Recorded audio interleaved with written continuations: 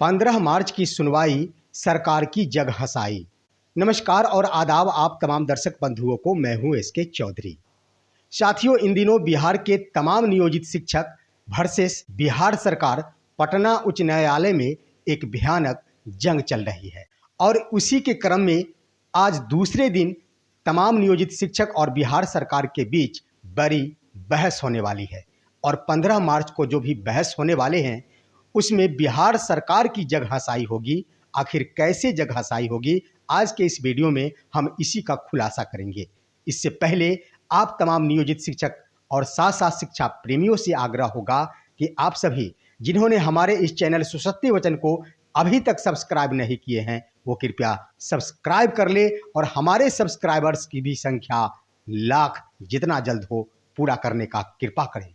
साथियों, अभी आप अवगत हैं शिक्षकों और बिहार सरकार के बीच जो भी जंग चल रहे हैं उसके तमाम दो मुद्दे हैं। एक तो ये है कि बिना शर्त राजकर्मी का दर्जा प्रदान किया जाना और दूसरा है विशिष्ट शिक्षक नियमावली का ही रद्द होना। दो मुख्य बिंदुओं पर ही तमाम नियोजित शिक्षक सरकार से लड़ रहे हैं। इसी क्रम में बीते कल जो भी सुनवाई हुई उसमें तमाम तस्वीरें नियोजित शिक्षकों के पक्ष में उभर कर आए और अब बारी है बिहार सरकार की।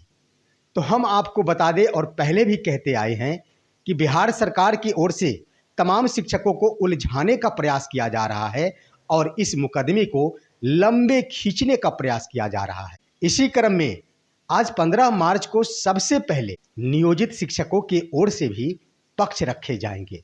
हालांकि तमाम नियोजित शिक्षक ये प्रयासरत हैं कि जितने जल्द हो अपना पक्ष रखते हुए सरकार को अपने पक्ष रखने पर मजबूर करे, लेकिन सरकार कहीं भी रुकने को तैयार नहीं है और उलझाने में वो तो वर्षों से माहिर है। जिसके मद्देनजर हम आपको बता दें कि आज हो सके तो बिहार सरकार के एडवोकेट महोदय ये पूरी कोशिश करेंगे कि आज फिर से तमाम नियोजित शिक्षकों की ओर से ही पक्ष रखा जाए। वे भागने का प्रयास करेंगे, परंतु माननीय उच्च न्यायालय पटना जो कि वर्षों से तमाम शिक्षकों के पक्ष को देखते आए हैं और उनके ओर से शिक्षकों के पक्ष में भी फैसला सुनाए गए हैं, तो ऐसे में ये कोशिश रहेगा कि बिहार सरकार के एडवोकेट महोदय को भी आज पक्ष रखने का मौका दिया जाए। और संभावना ये जताई जा रही है कि मध्यावकाश के बाद सरकार की ओर से पक्ष रखे जाएंगे। साथियों, आखिर पक्ष रखने के क्रम में क्या कुछ होगा और क्या कुछ रखने का प्रयास किया जाएगा सरकार की ओर से, आइए हम इस पर चर्चा करते हैं। एक तो सरकार घिर चुकी है सक्षमता परीक्षा को लेकर, क्योंकि सरकार को अब ये नजर आ गया है कि सक्षमता परीक्षा किसी भी सूरत में वैध नहीं थे। जहां नियमावली के अंतर्गत उन्होंने स्पष्ट रूप से चर्चा कर दी थी कि सक्षमता परीक्षा में सफल होने के बाद तमाम शिक्षकों को नव विद्यालय में पदस्थापन की तिथि से राजकर्मी घोषित किया जाएगा। यहाँ पर मुद्दा बना था नव पदस्थापन, जो कि बिल्कुल नाजायज और निराधार था। साथियों, सक्षमता परीक्षा के बारे में हम कह दें तो सरकार सक्षमता परीक्षा पर फिसलती नजर आ रही है, क्योंकि आप सभी भी सुने होंगे कि सक्षमता परीक्षा के दूसरे चरण का आयोजन बहुत जल्द करने की बात कही गई थी। यहाँ तक कि 3 महीने के अंदर तीनों परीक्षाओं का आयोजन करने संबंधी चर्चा की गई थी, परंतु आप सभी देख चुके हैं कि लगभग महीने बीतने जा रहे हैं।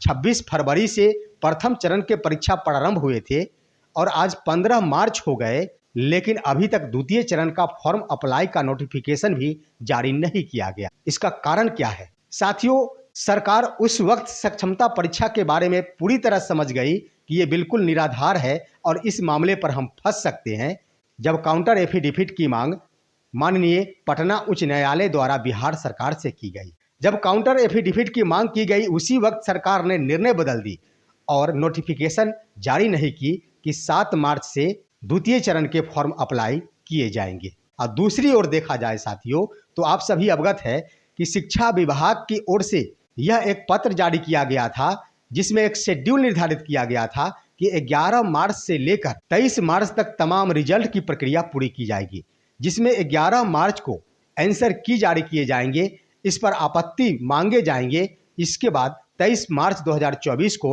अंतिम रूप से परीक्षा फल प्रकाशित कर दिया जाएगा। लेकिन 15 मार्च बीत गए, आंसर की आज तक जारी नहीं किए गए। आखिर क्यों? साथियों, इसका प्रमुख वजह है कि सरकार के पास आंसर है ही नहीं, तो आखिर वे कैसे आंसर की जारी कर सकती है? क्योंकि सक्षमता परीक्षा के दौरान वैसे वैसे क्वेश्चंस पूछे गए थे जिसका उत्तर ऑप्शंस में थे ही नहीं। जब आंसर ही नहीं तो सरकार आखिर आंसर की कहां से जारी करेगी? बिहार विद्यालय परीक्षा समिति के लिए ये एक बहुत बड़ा चुनौती खड़ा हो गया है। साथियों, आप सभी को हम बता दें कि सक्षमता परीक्षा का आयोजन शिक्षा विभाग की ओर से की जा रही है, वहीं इसका नेतृत्व करने का दायित्व बिहार विद्यालय परीक्षा समिति को दिया गया है और साथ साथ क्वेश्चन सेट करने का दायित्व एक निजी संस्थान को दिया गया है। ये 3 भागों में विभक्त है और तीनों के जब एक मत होंगे, तीनों जब अपने रास्ते पर खड़े उतरेंगे, तभी अंतिम रूप से परीक्षा फल का प्रकाशन किया जा सकता है। तो निश्चित रूप से आप सभी समझ ले कि सक्षमता परीक्षा पर सरकार फंस गई है। द्वितीय चरण की परीक्षा का आयोजन अधेर में लटक गई है, क्योंकि 3 महीनों वाली बात बिल्कुल फिसड्डी साबित हुई। एक चरण तो हो गए, द्वितीय चरण का अभी तक नोटिफिकेशन जारी नहीं किया गया और प्रथम चरण के रिजल्ट प्रकाशन पर भी संशय बरकरार है कि आखिर इसका प्रकाशन कब किया जाएगा।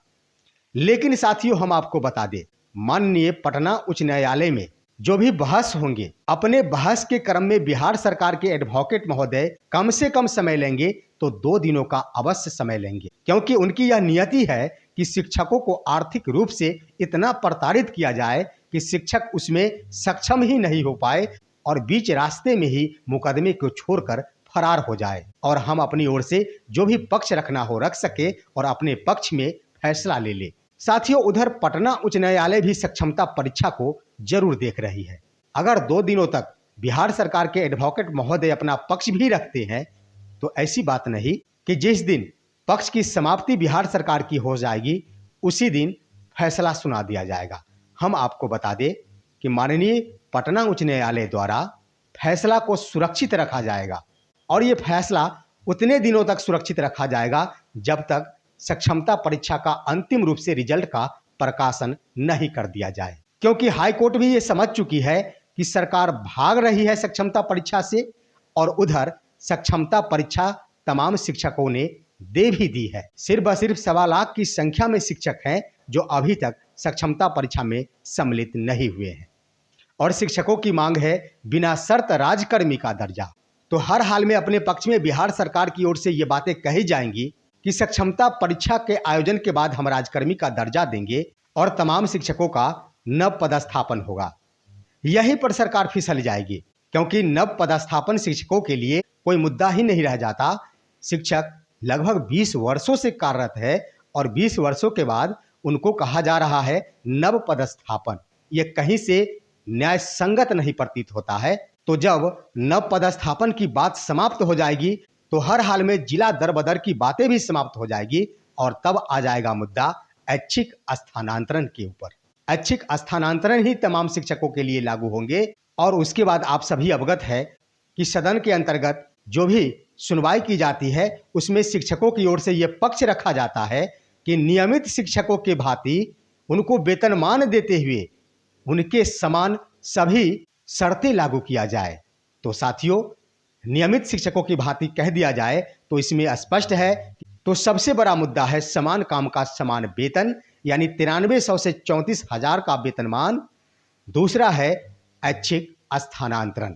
साथियों, जो भी शिक्षक चाहे सक्षमता परीक्षा में बैठे हो या फिर नहीं बैठे हो, राजकर्मी का मुद्दा बन चुका है, तो तमाम शिक्षकों को राजकर्मी का दर्जा मिलेगा। इसमें कहीं से अब कोई दो राय नहीं रह गया है। अब बात आती है, बिहार सरकार सक्षमता परीक्षा से भाग रही है। ना ही दूसरे चरण के परीक्षा के आयोजन को लेकर सरकार की ओर से, शिक्षा विभाग की ओर से कोई प्रक्रिया अपनाई जा रही है और न ही प्रथम चरण के सक्षमता परीक्षा के रिजल्ट की ओर कोई अग्रेतर कार्रवाई की जा रही है। हो न हो बहस के दौरान सरकार के अधिवक्ता ये कह दे कि हमने फर्जी शिक्षकों को छांटने के लिए ही परीक्षा का आयोजन किया है।